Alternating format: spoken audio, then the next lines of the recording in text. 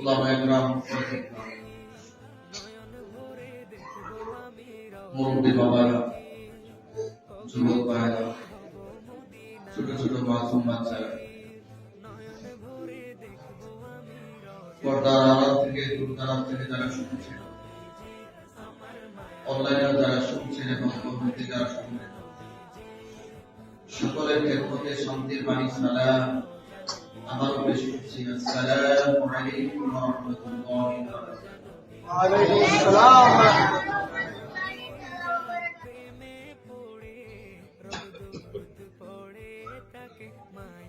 প্রশংসা করছি সেই রব্বে কারীম, যিনি আমাদেরকে নাসাওয়া হুদিয়াত কবুল করে। আমরা কোনদিন আল্লাহর কাছে দরখাস্ত করি নাই রব্বে কারীম আমাদেরকে মানব বানায়। বিনা দরখাস্তে তিনি আমাদেরকে সৃষ্টির সেরা দান হিসেবে নির্বাচন করেছেন। আলহামদুলিল্লাহ। কোনদিন এই দরখাস্ত করি নাই রব্বে কারীম অন্যান্য নবী আলাইহিস সালাতু ওয়াস সালাম এর উম্মতগণ লম্বা লম্বা হায়াত পেয়ে তোমার ইবাদত বন্দেগী বেশি বেশি করছে। আমরা যেহেতু কম হায়াত, আমাদেরকে এমন ফজিলতপূর্ণ রাত দিয়ে শবে বরাতের মতো, যে রাত্রিতে আল্লাহর কাছে মাগফিরাত কামনা করে আল্লাহ তাআলা তার জীবনের সমস্ত গুনাহ মাফ করেছে। সুবহানাল্লাহ। এরকম দরখাস্ত আপনারা কি কেউ করছেন আল্লাহর দরবারে কোনদিন? না। আমরা কোনদিন করছি? না। বিনা দরখাস্তে আল্লাহ তাআলা আমাদেরকে এমন স্পেশাল কিছু রাত দান করেছেন। সুবহানাল্লাহ। সুবহানাল্লাহ। সেজন্য আমরা খুশি না বেজার? খুশি। সম্মানিত হাজির, সেই জন্য প্রাঞ্জল ভাষায় মহাব্বতে একবার জবান খুলে পড়ে নেই আলহামদুলিল্লাহ। অসংখ্য দরুদ সালাম জিন্দা নবী, হায়াতুন নবী, নূরে মুজাসসাম, যিনি সৃষ্টির মূল, যিনি সৃষ্টির কল্যাণকারক, যার উপর ভালোবাসা প্রত্যেক ঈমানদারের জন্য ফরজ, যিনি ঈমানের মূল নবী মুহাম্মদুর রাসূল সাল্লাল্লাহু আলাইহি ওয়াসাল্লাম, সেই নবীর উম্মত হওয়ার জন্য আল্লাহর দরবারে আমরা কোনদিন দরখাস্ত করি না। রব্বে কারীম আমাদেরকে আদম নবীর উম্মত বানায়েন না, আমাদেরকে নূহ আলাইহিস সালামের উম্মত বানায়েন না, আমাদেরকে মুসা কালিমুল্লাহর উম্মত বানায়েন না, আমাদেরকে ঈসা রূহুল্লাহর উম্মত বানায়েন না। সমস্ত নবীগণ যার কালিমা পড়ে, সমস্ত নবীদের কালিমা আমার নবীর কালিমা। সুবহানাল্লাহ। আদম সফিউল্লাহর কালিমা হচ্ছে লা ইলাহা ইল্লাল্লাহ,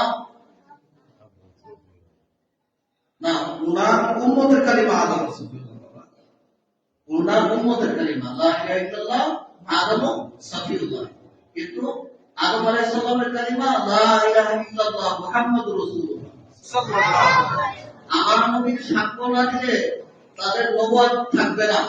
সুবহানাল্লাহ বলেন। সুবহানাল্লাহ। উনারা নবী হয়েছেন আমার নবীর সাক্ষী দিয়ে। সুবহানাল্লাহ বলেন। সুবহানাল্লাহ। আমাদেরকে নবী বানাইছে। এখন কথা হলো সমস্ত নবী আলাইহিস সালাতু ওয়াস সালাম, সমস্ত নবীগণের উপর ঈমান রাখা, বিশ্বাস রাখা আমাদের জন্য ফরজ। তাদের কিতাবের উপর বিশ্বাস রাখা আমাদের জন্য ফরজ, তাদের কিতাব মানা আমাদের জন্য ফরজ। কিন্তু আমার নবী হচ্ছে সমস্ত নবীদের সরদার। সুবহানাল্লাহ। ঠিক আছে? ঠিক। সমস্ত নবীদের সরদার, ইমামুল মুরসালিন, সাইয়্যিদুল মুরসালিন নবী মুহাম্মদুর রাসূলুল্লাহ সাল্লাল্লাহু আলাইহি ওয়াসাল্লাম।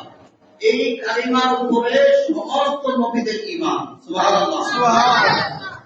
আর অন্যান্য নবীগণের উম্মতের কালিমা হচ্ছে যার নবীদের সাথে মিলায়া লা ইলাহা ইল্লাল্লাহ আদম সফিউল্লাহ, লা ইলাহা ইল্লাল্লাহ মুসা কালিমুল্লাহ, লা ইলাহা ইল্লাল্লাহ ইব্রাহিম খলিলুল্লাহ, লা ইলাহা ইল্লাল্লাহ ঈসা রূহুল্লাহ। বাংলা বলে। কিন্তু আমরা কিন্তু সেই কালিমা না, আমরা কোন কালিমা? যারা নবী রাসূলগণ তাদের কালিমা হচ্ছে আমাদের কালিমা। আল্লাহু আকবার। চিন্তা করছেন নবী রাসূলের স্টেজটা কি দুনিয়ার সাধারণ মানুষের মতো?